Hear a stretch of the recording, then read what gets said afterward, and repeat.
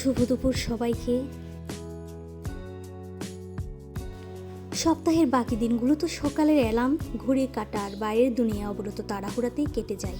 তাই ছুটির এই দুপুরটা আমার কাছে ভীষণ স্পেশাল, এক টুকরো শান্তির মতো। দুপুর থেকে আজকে ব্লগটা শুরু করছি। আর 10টা কর্মজীবী মানুষের মতো আমারও ছুটির দিন মানেই জমে থাকা একরাশ সংসারের কাজ। চলুন আজকের অলস কিন্তু ব্যস্ত দুপুরটা আপনাদের সাথে শেয়ার করি। ছুটির দিনে একটু শান্তিতে রান্নাবান্না করার মজাই আলাদা। প্রতিদিন তো তাড়াহুড়ো করে কোনো মতো একটা কিছু রেঁধে নিয়ে দৌড়াতে হয়, নিজের দিকে তাকানোর ফুসরতি মেলে না। আজ তাই মনের মতো করে গরম গরম ভাত আর সাথে দুটো পছন্দের তরকারি রান্না করছি। রান্নার এই সুগন্ধটা আর মশলা কষানোর শব্দটা কিন্তু এক অদ্ভুত শান্তি দেয়, যা প্রতিদিনের এই যান্ত্রিক ব্যস্ততার মাঝে একদমই পাওয়া যায় না। অনেকেই ভাবেন যারা বাইরে কাজ করেন তাদের ছুটির দিন মানে হয়তো শুধুই আরাম আর ঘুম, কিন্তু দিন শেষে এই ঘর সংসারটাও তো আমাদের ভালোবাসার আসল জায়গা।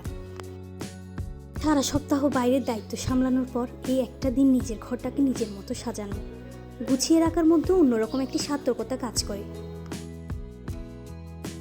বাইরের ব্যস্ততা আর ঘরের এই মায়া দুটো ব্যালেন্স করা সহজ নয়, তবে দিন শেষে নিজের চেনা ঘরে যখন এই শান্তিটুকু পাই তখন সব ক্লান্তি মুছে যায়।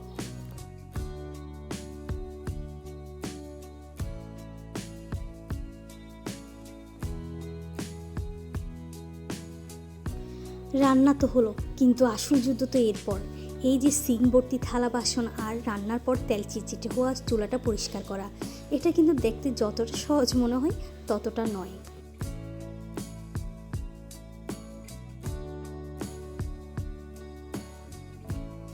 তবে সত্যি বলতে কাজ শেষে যখন পুরো রান্নাঘরটা একদম ঝকঝকে পরিষ্কার হয়ে ওঠে তখন ক্লান্তিটা নিমিষেই দূর হয়ে যায়। মনে হয় মনের ভেতর জমে থাকা জটগুলোও যেন পরিষ্কার হয়ে গেল।